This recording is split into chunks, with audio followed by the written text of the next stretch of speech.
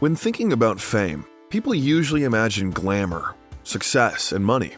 But there's another side to this: stress, paparazzi, and obligations. Sometimes these things can spur an actor to do crazy things.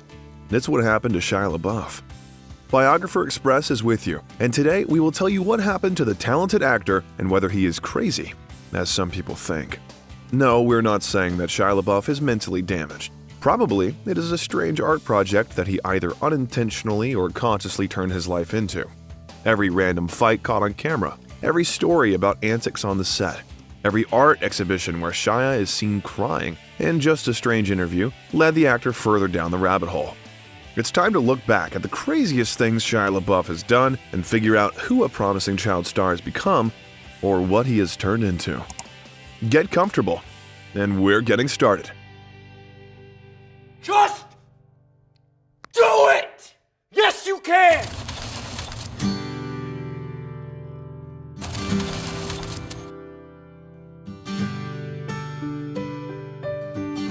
But where should we start? His career or childhood? Everything is important for the anamnesis, so according to Freud's precepts, let's start with childhood. Shia was born in 1980 in the family of Shayna Said and Jeffrey LaBeouf.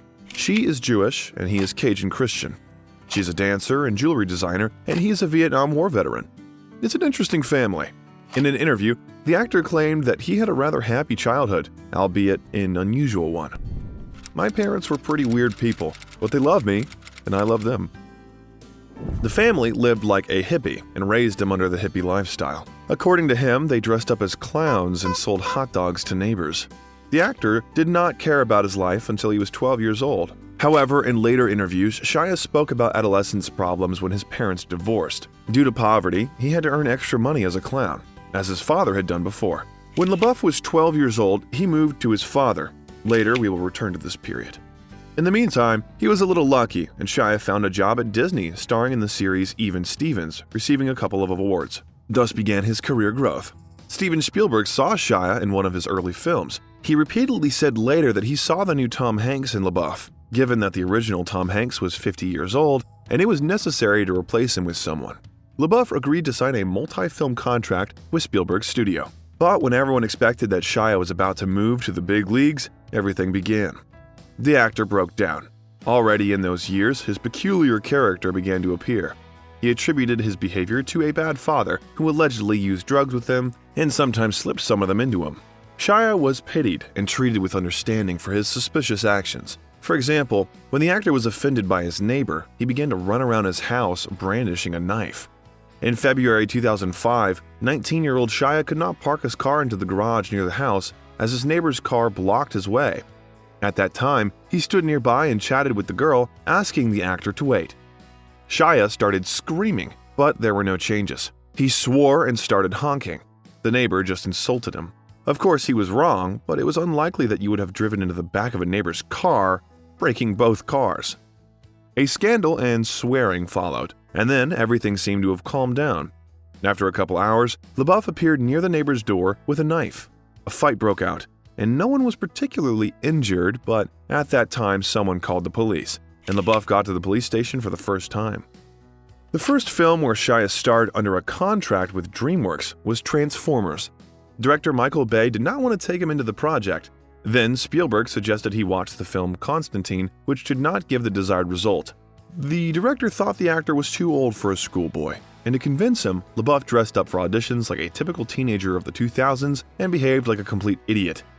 That made the necessary impression on Bay, and LaBeouf got the main role.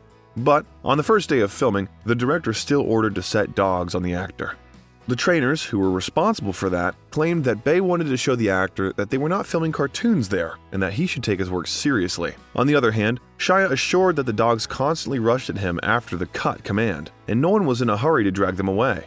Worried about his life, he even tried to leave the film and complained to Steven Spielberg, but he was banned and had to stay. The film found a colossal commercial success, and the audience liked it. My name is Optimus Prime.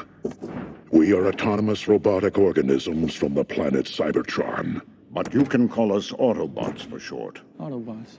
Shia LaBeouf and Megan Fox became the most popular Hollywood stars, and it affected LaBeouf's behavior. In November 2007, Shia was in the police station again. Early in the morning, he visited the pharmacy, probably wanting to buy something, but instead began to violate public order.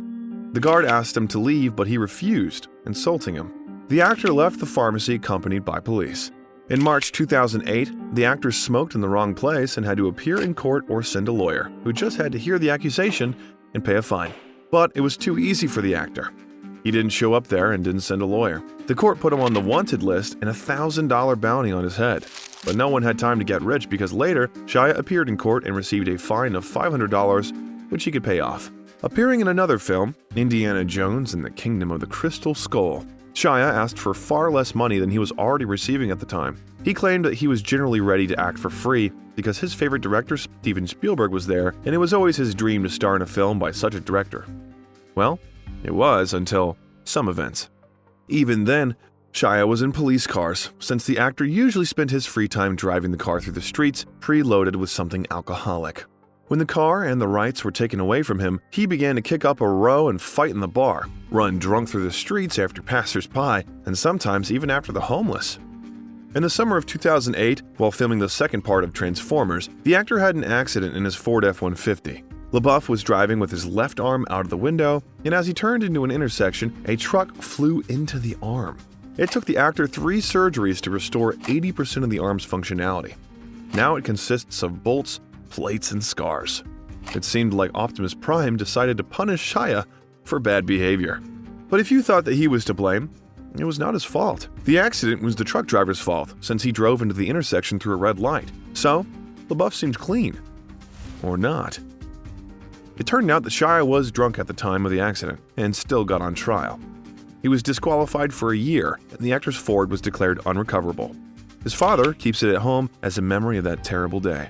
In May 2010, in Cannes, during an interview, Shia stated that in his opinion, the fourth part of Indiana Jones was bad, and Harrison Ford agreed with him. He was asked how his favorite director would react to such a statement. The actor said that he should have heard it. In general, he said that instead of Spielberg, some suspicious old man shot the film. According to him, it was the reason why the movie failed. He also said that all the films in which Spielberg was involved were the worst, and he regretted that he starred in them. Spielberg heard and answered that Shia had ruined his mood, and then he refused to take him to the fifth part of Indiana, although he seemed to be the protagonist's son.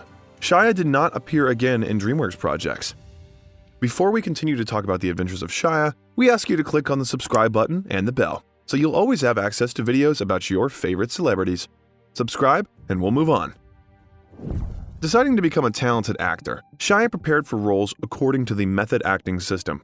He went to Broadway, participated in the play's production, and prepared for his performance by spending the night under a bench in a city park since he had to play a homeless man.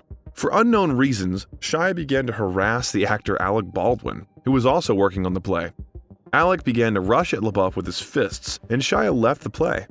However, he did not stop and began to pursue Alec Baldwin on the streets and in restaurants. Later, LaBeouf assured that he got used to the role too much and could not switch to something else. Lawless was another film where Shia LaBeouf made everyone nervous with his desire to better fit the role. There, he did not lie under the bench, he was always drunk. Shia drank the stinkiest moonshine he could find. He drank before filming, drank during it, and continued to do it immediately after filming. The actress, Mia Wasikowska, who was the closest to him, was trying to leave the film.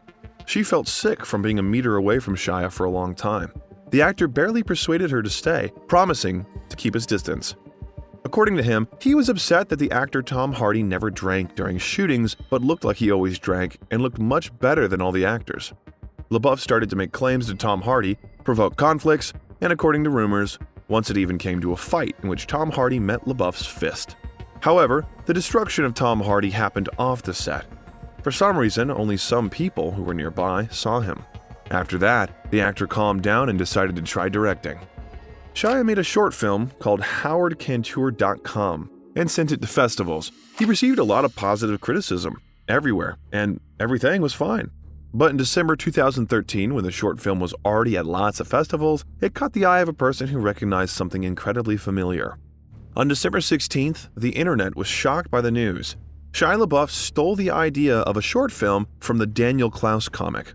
Moreover, he reshot some scenes, frame by frame. A grandiose scandal began. Tons of dirt poured on Shia, and as a result, he was forced to confess to plagiarism. As he said, he forgot to put the author's name in the credits. Perhaps the most interesting things began from that point. Former Shia disappeared forever, so a new one appeared.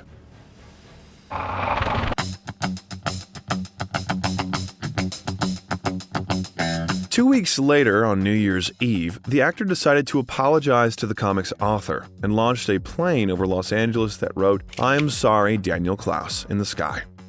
By that point, tons of dirt had poured out on him on the internet, his Twitter was literally bombed, and LaBeouf was blown away. Having not received support after an apology, Shia, for some reason, teases Daniel Klaus, from whom he stole the comic. After that, he reported that, due to the flows of hatred towards him, he decided to retire from the public space. But he did not leave anywhere and gave rise to a great performance. Now, it would be called a meme. "I am not famous anymore." He repeated the phrase more than 20 times. Interestingly, how many times do you need to repeat the action to make it a habit? By the way, what if the cube's fragment influenced him all this time? But it was not the end. In parallel with that, a new film, Nymphomaniac by Lars von Trier with Shia, was being prepared for release. From the title, it is clear what the film is about, and the actor himself, according to rumors, showered the director with his home videos and dick pics to be cast in the project. By the time of its premiere, the movie went to the Berlin and Cannes film festivals, and on both, LaBeouf got weird. At the Cannes Film Festival, Shia LaBeouf and other filmmakers gave a press conference, but the actor did not come to answer their questions, but to show one parody. What are we talking about? Once footballer Eric Cantona, who played for Manchester United, showed his bad character. In one match, he heard insults from a fan in the front row of the stands and flipped out a bit. Cantona ran at the fan and hit him with both legs with a running start and a jump. The football player was disqualified for aggressiveness. On that occasion, they held a press conference where he was supposed to make an official statement. Everyone was waiting for what he would say, but he came there for a minute and said, "When the seagulls follow the trawler, it is because they think sardines will be thrown into the sea." The meaning is not obvious, but we can interpret it as journalists want to grab a piece of the hype from Cantona like seagulls want to grab sardines from a trawler. And on February 9th, 2014, Shia went to the press conference of Nymphomaniac and said, "When the seagulls follow the trawler, it is because they think sardines will be thrown into the sea. Thank you very much." And the next day, on the red carpet of the Berlin Film Festival, Shia presented to the public his meme materialized into reality. He arrived at the movie premiere in a tuxedo and a bag on his head with the text, "I am not famous anymore." Was it bold? Fun? Adequate? Write in the comments what you think about this. We will read it and be happy to discuss it with you. A day after the scandalous premiere, Shia LaBeouf returned to Los Angeles and arranged the "I'm sorry" action. The actor sat in a room in an art gallery for 5 days, kept complete silence, did nothing, and still had the same paper bag on his head. People could come to him and do whatever they wanted with him. There was a huge queue at the museum, and among the visitors on February 14th, Valentine's Day, a girl looked in on Shia. The girl beat him, and they say that she raped him. And when she went out into the corridor disheveled with smeared lipstick, his girlfriend came to the actor and beat Shia again. Many say that the film premiere is the point where old Shia has completely disappeared and the new one, the one we all know now, has appeared. However, in 2014, Shia still managed to pass the Fury test. More precisely, his participation in the filming was a great test for everyone else. The talented actor did not bathe before filming for more than a month. He wanted to get used to the role of a tanker in the Second World War. He also went to a dentist in the valley to remove one of his teeth because he thought his character would not have a tooth. Best job I ever had.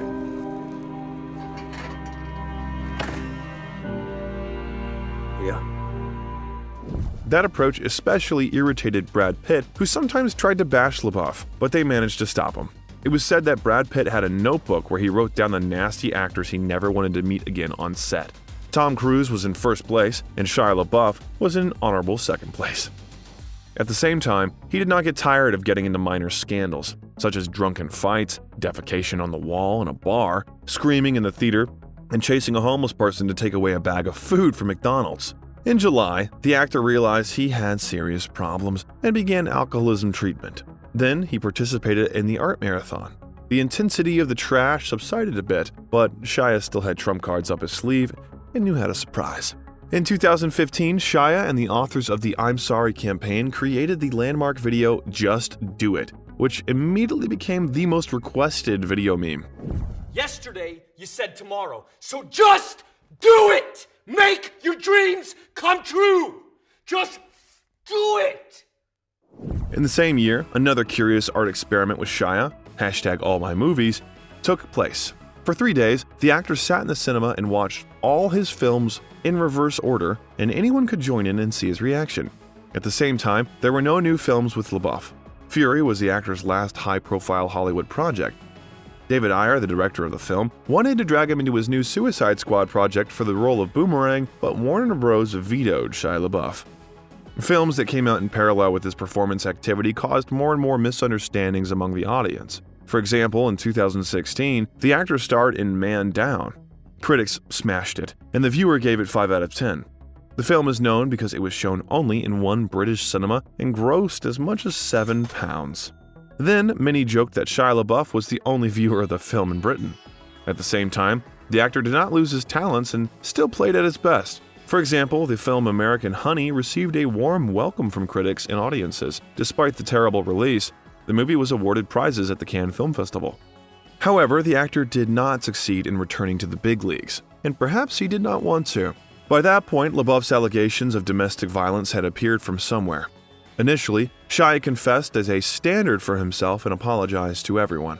After a while, he retracted his words, saying that everyone was lying and he did not beat or threaten anyone. After that, he went to the clinic for treatment from which he came out a different person and was rewarded. He received a nomination for the Golden Raspberry for the film The Tax Collector by David Ayer. By the way, Shia covered his body with tattoos for it. There was truth and bright moments.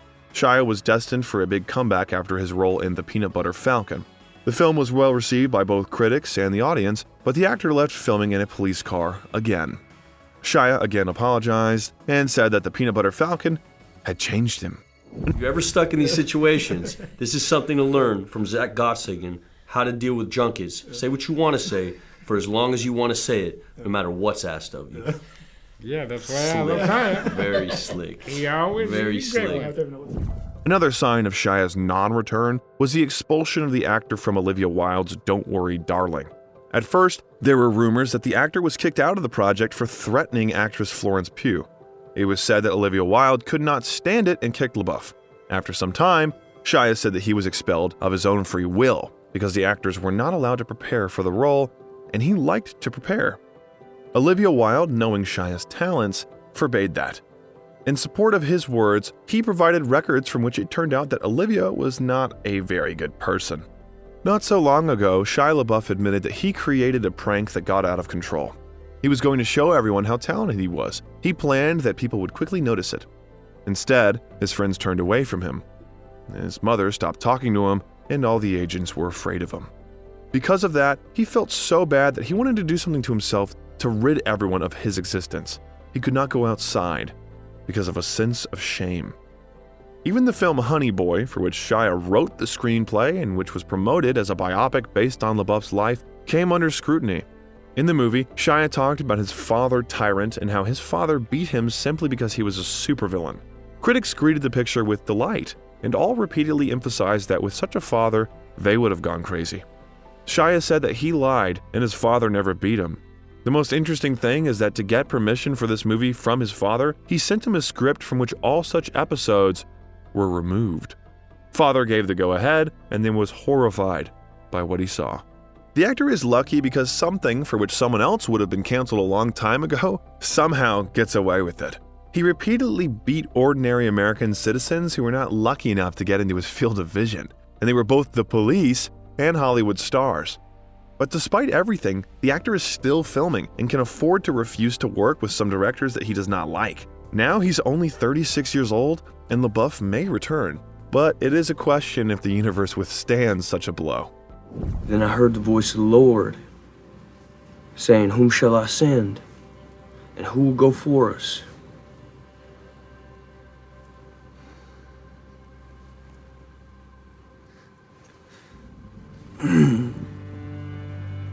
And I said, here am I. Send me. People were divided into two camps. Someone loves Shia, understands him, and pities him because he is still good as an actor. Many consider LaBeouf to be just special, bold, and creative. He does not play by the unwritten rules of Hollywood, so he stands out from the rest. Someone, on the contrary, is sure that he should have been canceled a long time ago without the possibility of returning. In any case, it would be wrong to say that LaBeouf went crazy because he was this way all his life. We would like to see Shia take off his mask one day and show that it was one giant long-term charade in the style of Joaquin Phoenix. It becomes harder and harder to believe in the coincidence of the stories that appear in the news with each quarrel and each new outlandish performance. Probably we'll never know the reason for his actions, but what we can do is remember how the franchise that made him famous was born. We're talking, of course, about Transformers. How does this franchise manage to stay afloat with terrible reviews? How did Michael Bay try to revive it? And is there any hope that the next Autobot movie will be better than the previous ones? Click on the icon on your screen and you will find out everything. Thank you for watching this video to the end. You can like and subscribe to the channel if you've not already subscribed. Videos on the most popular topics are regularly released here. You watched Biographer Express. See you soon.